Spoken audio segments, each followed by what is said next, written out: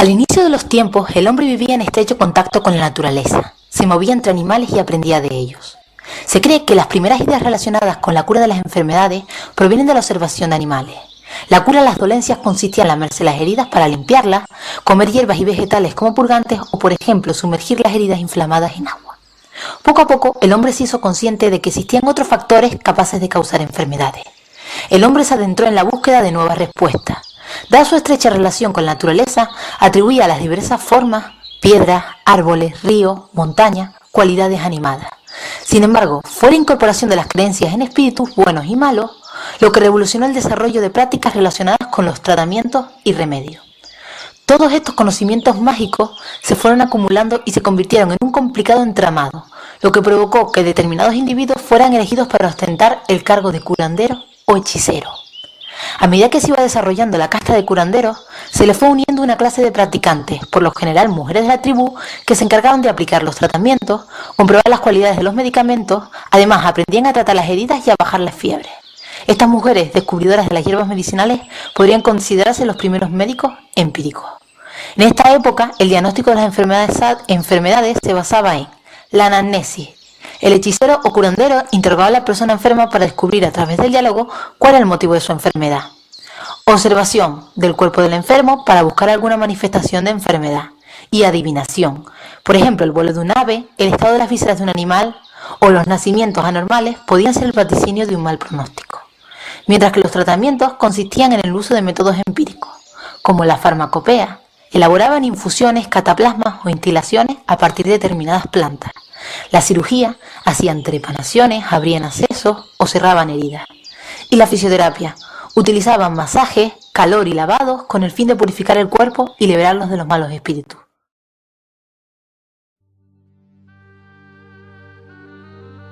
Egipto fue de las primeras civilizaciones en instaurarse a partir de la prehistoria. Se conoce mucho más de Egipto que de cualquier otra cultura antigua, y esto se debe a sus grandiosos monumentos y a sus documentos que han sobrevivido al paso del tiempo. Los papiros son los documentos que mayor información nos han proporcionado de la cultura egipcia. El papiro de Ebers constituye el libro completo de medicina más antiguo del mundo.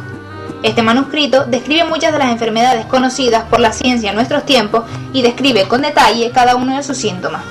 Además incluye citas de más de 700 sustancias del reino animal, mineral y vegetal que utilizaban como medicamentos. Como profesionales de la salud podríamos encontrarnos con el sacerdote mago y el sacerdote médico. A partir de esta estructura surgió el primer médico conocido de la historia, conocido como Imhotep, sacerdote médico más grande de todo Egipto. Su labor fue destacada por su gran sabiduría y erudición en los campos de la salud, la magia y la religión. Para ellos era muy importante la cuestión de la higiene. Por ello poseían un cuerpo de inspectores sanitarios u oficiales de la salud que se encargaban de inspeccionar y controlar la sanidad en todos sus aspectos. En cuanto a la posición de la mujer en el antiguo Egipto, se podía decir que tenía un puesto más alto que en el de otros países orientales. Es muy probable que los cuidados de enfermería fueran responsabilidad de ellas, así como el campo de la obstetricia que únicamente realizaban las parteras. En una civilización tan avanzada como la egipcia en los campos de la medicina, farmacia e higiene, era casi imposible pensar que tanto hombres como mujeres no realizaban labores de enfermería, aunque en la historia esto no se llega a aclarar. Actualmente conocida como Irán, gran parte de la cultura de Persia fue adoptada de la egipcia, incluyendo la medicina y la cirugía. Se cree que el primer caso de creación de una institución médica como fundación real fue por parte del pueblo pérsico. Dentro de este centro surgieron tres tipos de médicos: los que curaban con la cuchilla, los que utilizaban las plantas y los que curaban con el exorcismo y los encantamientos. No se hace ninguna mención a la enfermería, aunque sí se habla de varios procedimientos quirúrgicos y médicos que en la actualidad encajarían dentro del campo de la enfermería. La cuna de la civilización, así denominaban a este lugar hace miles de años. Debido al tiempo y a los fenómenos causados por la naturaleza, las ciudades de la cuenca han sido reducidas a polvo. Por suerte, los documentos se escribían en tablas de arcilla dura, por lo que se ha podido recoger información sobre la religión, el comercio y la práctica médica en esta época. Estos escritos se referían a prácticas realizadas por los médicos reales, prácticas que hoy en día corresponden al campo de la enfermería. Babilonia. Apareció una medicina donde se combina la magia, religión y ciencia.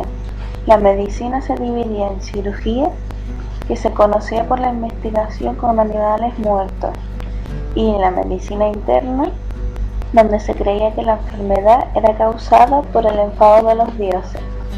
En esencia, el gobierno regulaba la conducta del médico y las sanciones. Estas se basaban en el ojo por ojo y diente por diente. La historia de Babilonia no hace mención a la enfermería como ocupación independiente. El enfermero probablemente era un sirviente o un esclavo.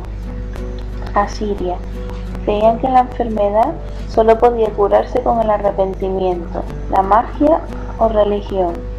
Los que incumplían las leyes enfermarían y solo podrían curarse mediante la práctica de las reglas de la higiene. No hay ninguna información acerca de la enfermería en las historias de Siria. Palestina. La salud se podía conservar manteniéndose puros ante el Señor. Para la prevención de la enfermedad figuraban la higiene personal, la limpieza, el sueño y el descanso y las horas de trabajo. Los judíos fueron pioneros del concepto de contagio y de la instauración de notificación y aislamiento para prevenirlo. Las referencias enfermeras sugieren que eran amas de crías, cuidadoras de niños que no se dedicaban a los enfermos.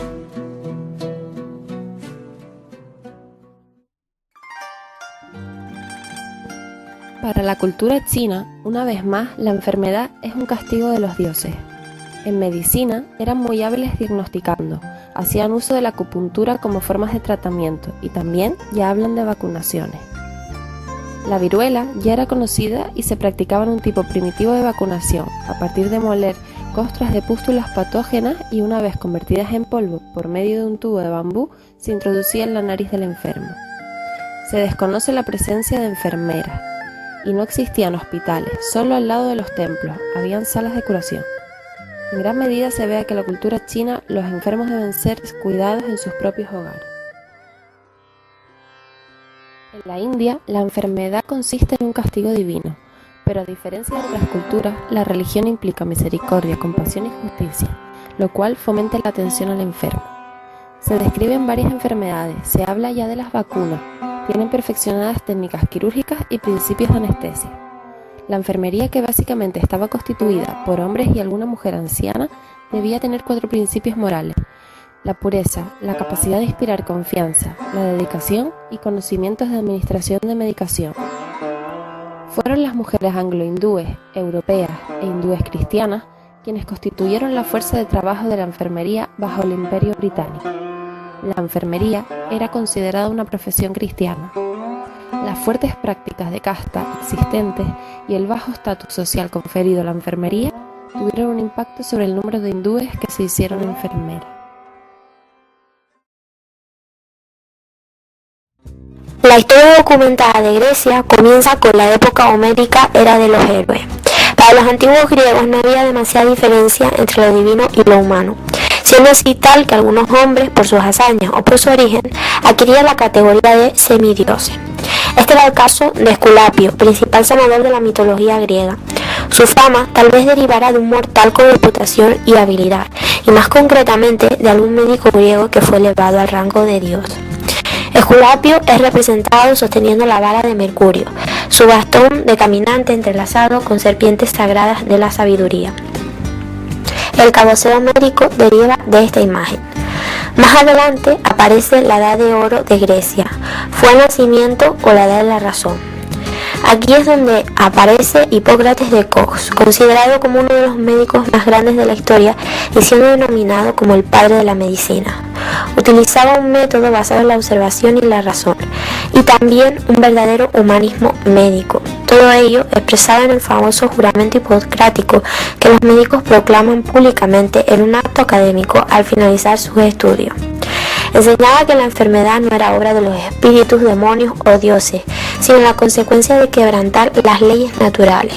Por tanto, el verdadero arte del médico consistía en ayudar a la naturaleza a proporcionar el remedio. Con respecto a la enfermera, la literatura griega contiene numerosas referencias hacia ella. Eran principalmente cuidadores de niños, amas de cría y parteras. En los relatos históricos existen discrepancias acerca de quién realizaba las demás funciones de enfermería, ya que las actividades de las mujeres griegas se limitaban al hogar, a menos que fueran sacerdotisas, esclavas o prostitutas. En algunas ocasiones se la representaba bajo la figura de panacea, por lo que seleccionaban hierbas medicinales y ayudaban a los heridos y enfermos. En la Odisea aparece un relato de la esclava Euriclea, a la que Ulises define como una buena enfermera. Así, aunque hubo enfermeros en la Grecia antigua, probablemente fueron hombres. En los escritos hipocráticos se detalla lo que ahora llamamos enfermería y se cita al asistente o servidor como el colaborador médico. Estos escritos demuestran claramente que en la antigua Grecia existían los cuidados de enfermería. Sin embargo, cómo eran exactamente se dejan a la imaginación del lector. El Nuevo Mundo, como los historiadores denominaron a las Américas, era en realidad un viejo mundo en el que habían florecido culturas altamente desarrolladas. Varias de estas culturas alcanzaron un alto nivel de civilización, caso de los mayas, incas, aztecas y toltecas. En estas tribus se combinaban con frecuencia la religión, la magia, la medicina, la enfermería. Estas actividades corrían a cargo de un individuo que estaba apartado del resto de la tribu, los curanderos. La salud era simplemente una cuestión de equilibrio entre el hombre, naturaleza y lo sobrenatural. En algunas tribus, los sacrificios humanos se integraban en las ceremonias religiosas, entre otras. El ritual mágico consistía en la transferencia de la enfermedad a un animal. Se utilizaban los baños o chozas de sudor para purificar el cuerpo y mantener la salud. Para tal fin, se recurría a diversos métodos. Se derramaba agua sobre piedras al rojo, se utilizaban sustancias aromáticas y a veces se azotaba el cuerpo con manos de ramas para estimular la circulación y acelerar el proceso de sudoración. Al igual que en otras civilizaciones antiguas, se empleaban tratamientos muy diversos, entre los que destacaban el masaje, la extracción de piezas dentarias, la trepanación, el vendaje, la sutura y la amputación. Además, estaba muy extendido el uso de preparados a base de hielo. Los indios americanos hicieron notables aportaciones a la medicina y a la práctica médica moderna. Sin embargo, se hace poca mención de la enfermería como entidad independiente. De todas formas, la posición social de la mujer india era sorprendentemente buena. Se cree que tenía autoridad total sobre el hogar, formaba parte de un consejo de mujeres y declaraba la guerra después de que se tomara tal decisión. Cabe suponer que su papel incluía el cuidado de los niños, la asistencia al parto y algún tipo de participación en el cuidado de los enfermos y ancianos. La existencia de algunas prácticas de enfermería no aparecen reportadas en la documentación revisada, aunque sí se habla de personas dedicadas a la preparación y administración de los medicamentos de origen vegetal, animal o mineral, así como mujeres que se dedicaban a vigilar y atender antes y después del parto a las mujeres embarazadas. Los encargados de administrar y aplicar los elementos terapéuticos se llamaban vejiques y poseían conocimientos básicos sobre anatomía, reconocían las enfermedades infecciosas. También conocían las manifestaciones de las enfermedades por los síntomas que producían, los parásitos intestinales, las diarreas y la sífilis, por ejemplo. Para el tratamiento de estas y otras enfermedades, los vejiques utilizaban la hidroterapia, la sugestión y los evacuantes como prácticas curativas.